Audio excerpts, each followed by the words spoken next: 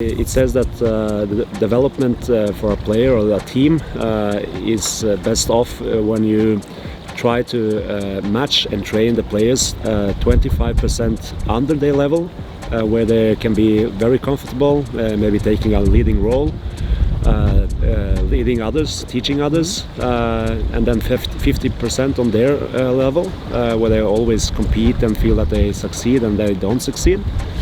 And then 25% over the level, where they play with players who are better, play against teams who are better.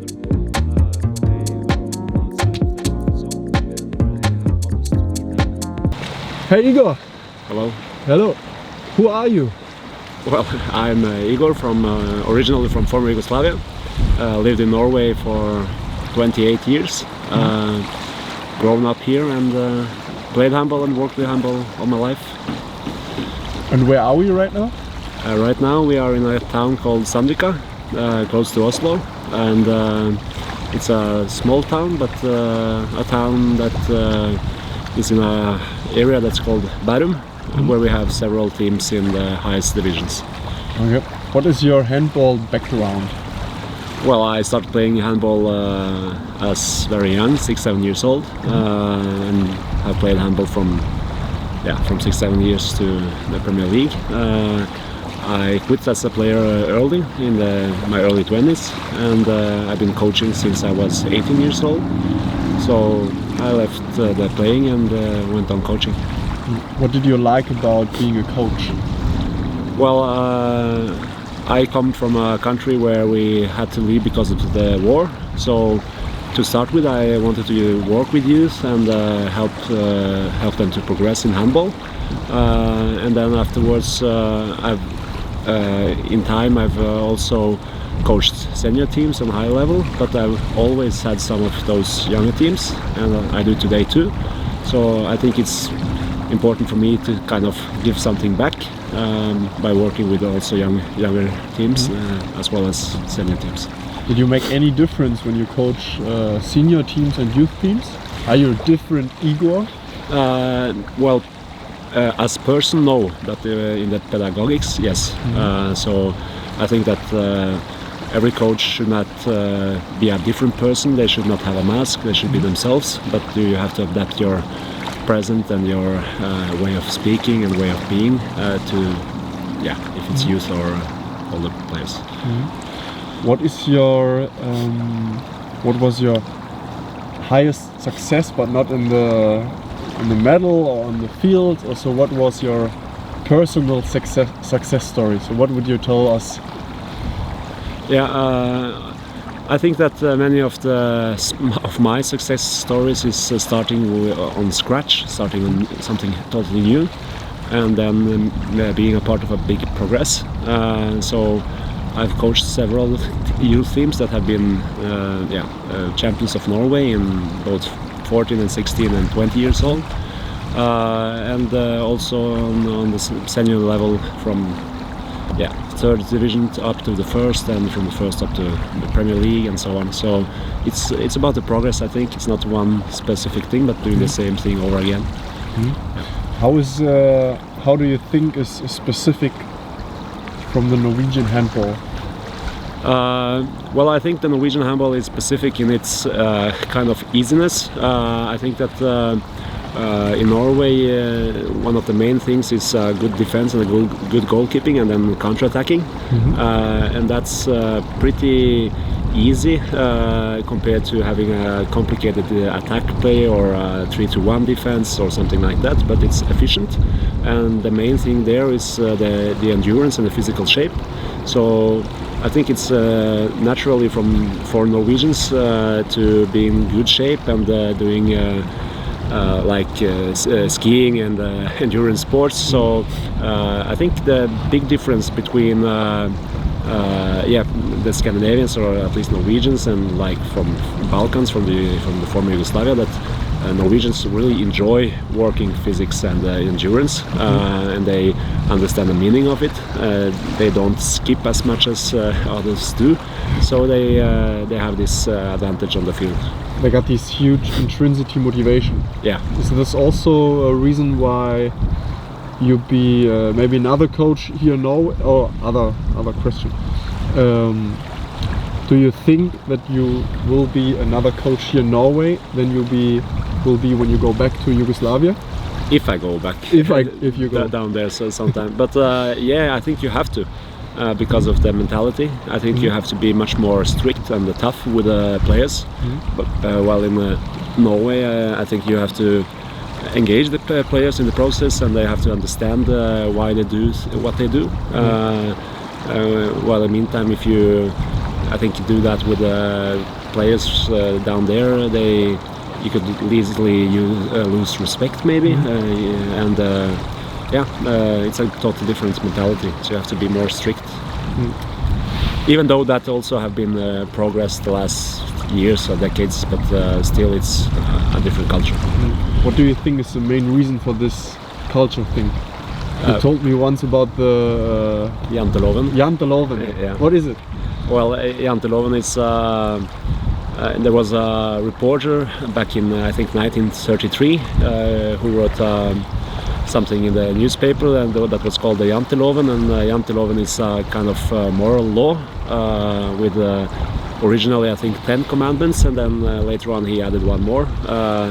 But in general, it says that you should not think you are better than others. You should not think that you are more than others. That you're not special, and so on. So Norwegian, this sits like in the spine of Norwegians and the Norwegian culture. So Norwegians don't get into many conflicts. They are kind of conflict shy, and that reflects also how the handball is done, at least at youth level. And then it has some it collidates a bit with the elite perspective, but that's the Janteloven. What do you mean when you with elite suspension? You talk about the highest level, maybe international competitions. What are their problems then?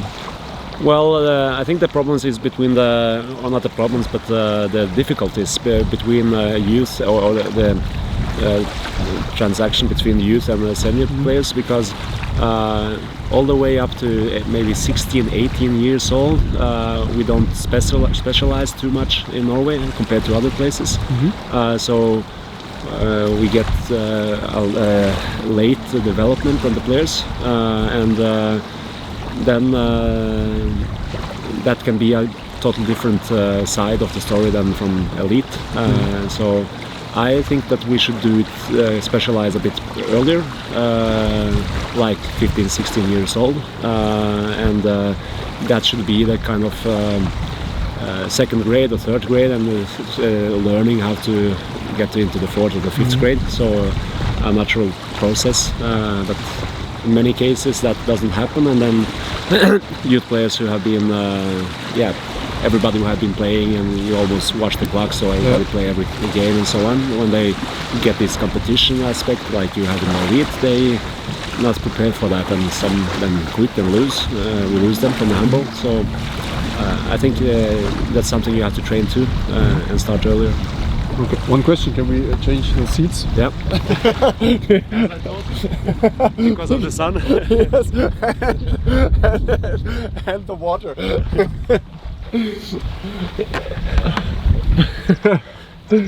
Oh, perfect. Yep. So, this is perfect. Yeah. One personal question: you bring a lot of your old culture, of your Yugoslavian Balkanese philosophy in it. How hard was it to find a mix from both cultures to be successful here in Norway? Well, I don't think it was hard at all. I think it was a privilege.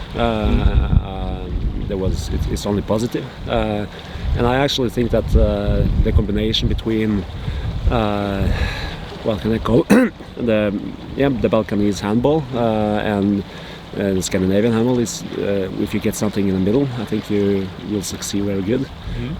So it's just a privilege. Okay. How was your experience when you're 18 and starting a coach? What was your first team? So what was what experience to get with your first team. So what was difficult, what was easy here in Norway? So how was your beginning as a coach? Yeah, I started early with coaching, just suddenly while I was playing. So the first teams was just like a second job or helping out. But the first team that I really cared about and used a lot of time and did it 100%, it was a boys team 1993 generation from Helset Haslo. And this team was kind of very interesting because we didn't have too many really good players. I think there was only one player who has been playing at the highest level after that. And I started with them when they were 12 years and followed them to 16. And this team was very many small players. So we started early to develop this interaction between Balkan handball and Norwegian handball. So this was one of the first teams that played 3-2-1 in the youth teams in Norway. And all the players was 160, 170. So actually we were very successful with that. When I was 16, we led the national team, non-national league, with matches ending like 14, 16, 17, 15 and like in the 70s because we didn't have the individual quality to score many goals, but this team was very good together in 3-1 defense. So yeah. Okay. Yesterday after the practice you told me something about a 25, 50 and 25 rule. What is it? Well, it's not a rule, it's like a guideline for development. It comes from actually from studying from individual sports, and in the Danish Handball Federation they use it in handball too. So it says that the development for a player or a team is best off when you try to match and train the players 25% under their level, where they can be very comfortable, maybe taking a leading role, leading others, teaching others, and then 50% on their level, where they always compete and feel that they succeed and they don't succeed. And then 25% over the level, where they play with players who are better, play against teams who are better, where they are outside of their comfort zone and where they have others to lead them.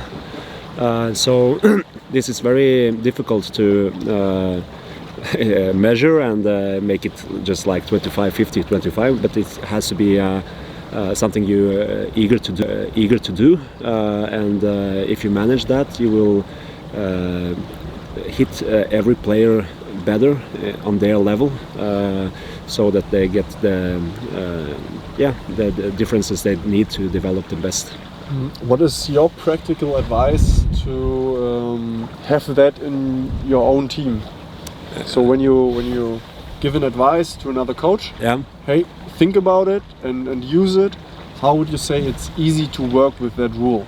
Well, first of all, to work with that rule, if you're talking about youth handball, it's you have to have a big group. You cannot be a small group, because of if you have like 14 players in a group, it's certain that you only can have one team in the competition. You cannot have many teams. So then they only compete in one level, and they only train with one team. So you have to try to, in the practices, make those differences and put the better players against each other more often than, so that you hit the levels. But the first thing is that you need to have a bigger group where you can make those differences, and also maybe have more teams. And if you are in a club who has teams above you and below you, you should cooperate and make the better players go up and train with the team over you, who is maybe 1 year older. But in general, it's about perception of the coach, how every player is on his skill level and ambitions level. So the thing that is very important for me to say is that I always categorize the players in 4 groups, A, B, C and D.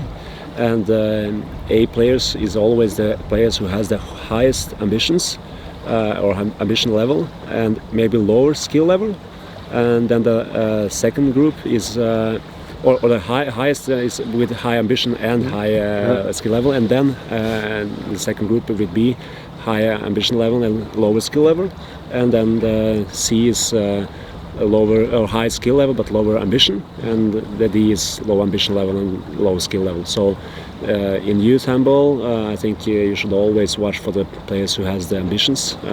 They grow differently.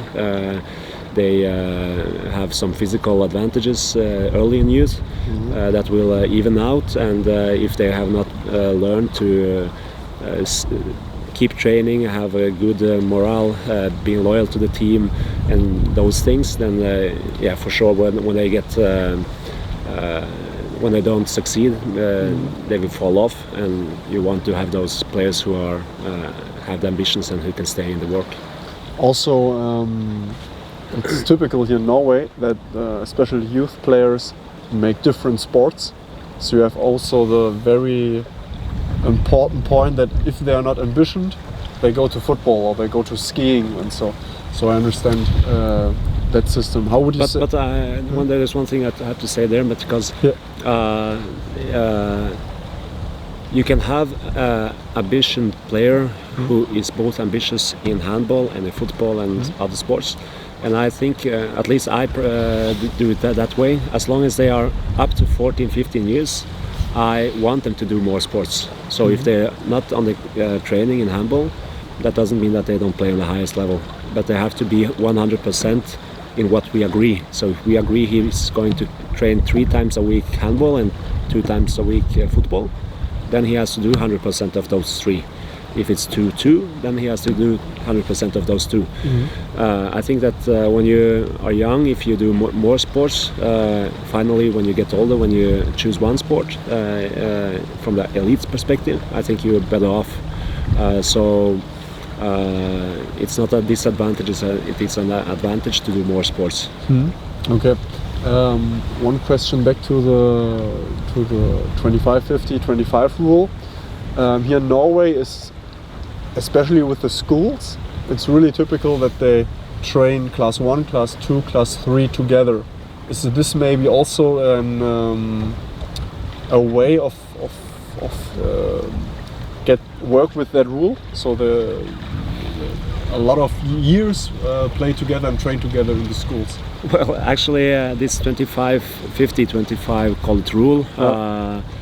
It's not well used in Norway. It's me who is using this in Norway.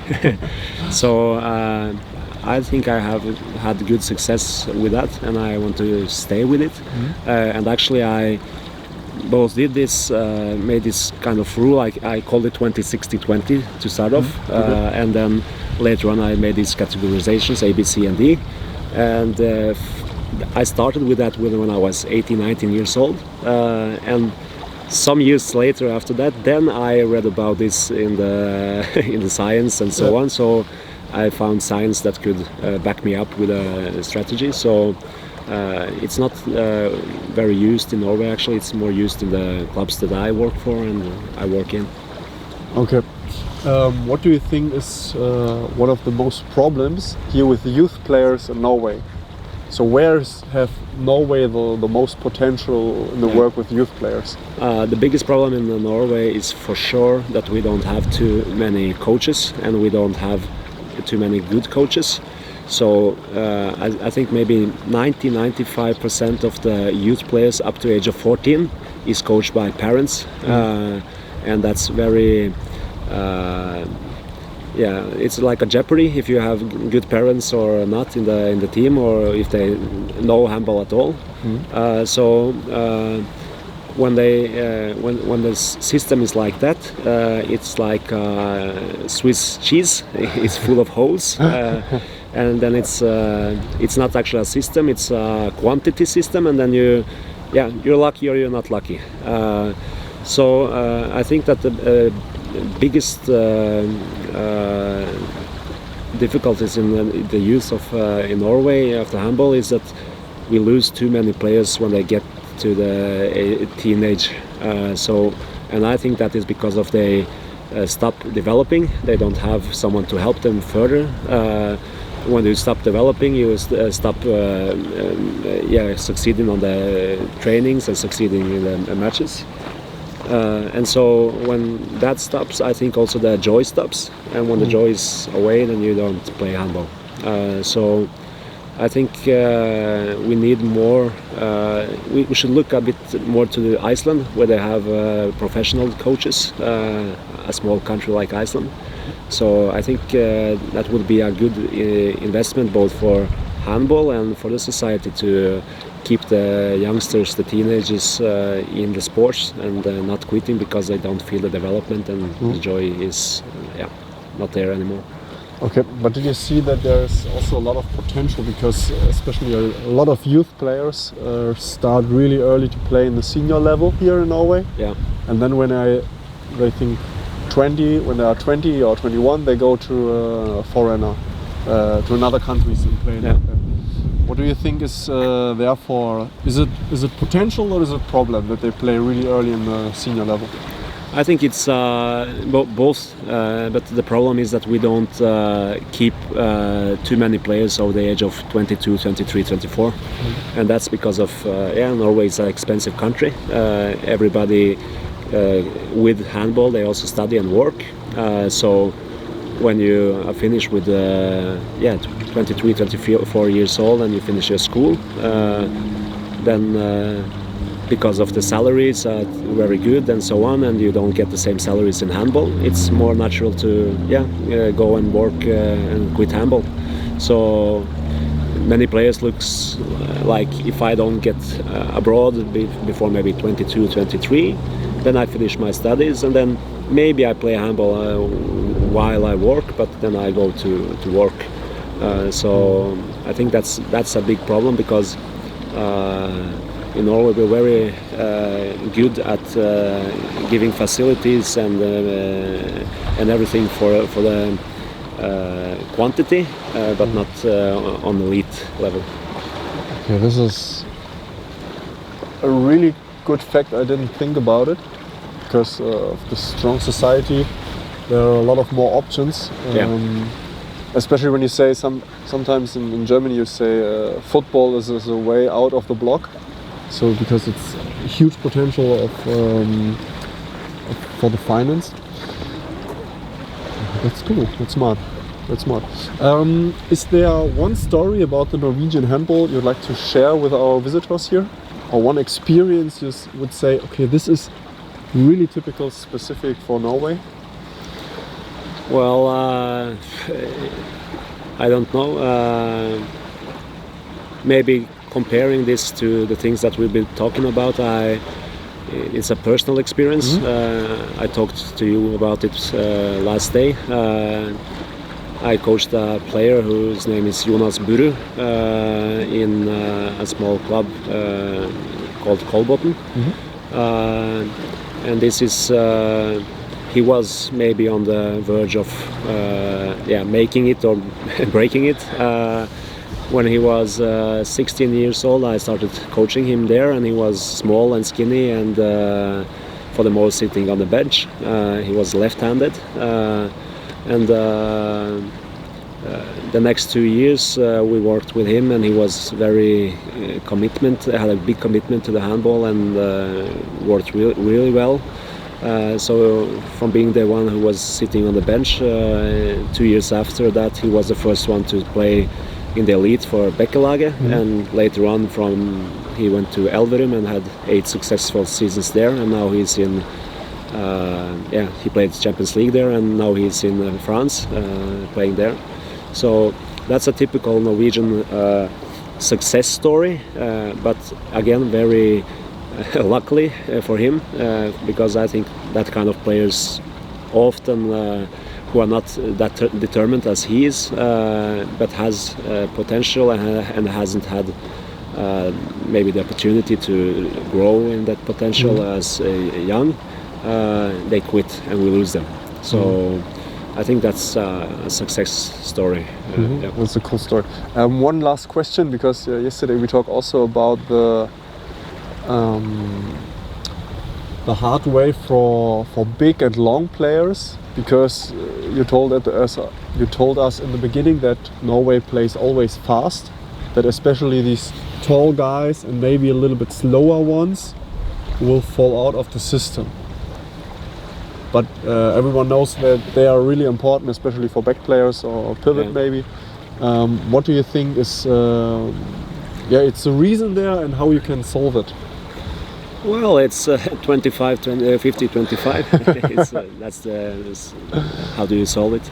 I think that in many occasions coaches on youth level are it's important for them to win, to get a better CV and show that they have won something. And then for sure you don't use the tall players who still have a lack of coordination and maybe mass and physics and so on. You use those who are done with puberty and almost grown-ups. So that's a big problem. And the second problem is that when you take care of those tall players, we have coaches that thinks maybe that they are ready for more a bit too early.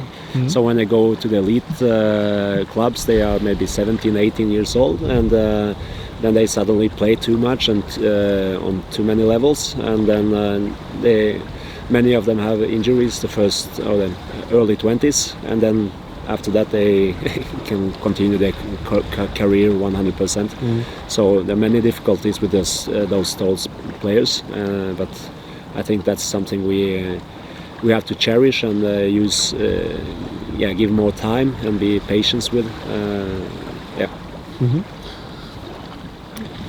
Perfect. Yeah. Thank you very much, Igor. Is there any theme or anything you'd like to talk about for the ending?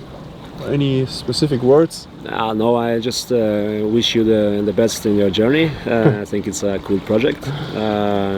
I think that I've been fortunate to have the privilege of knowing a bit about the Balkan handball and a bit about Norwegian handball.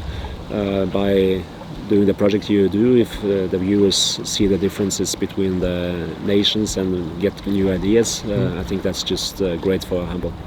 Thank you very much, Igor. Thank you.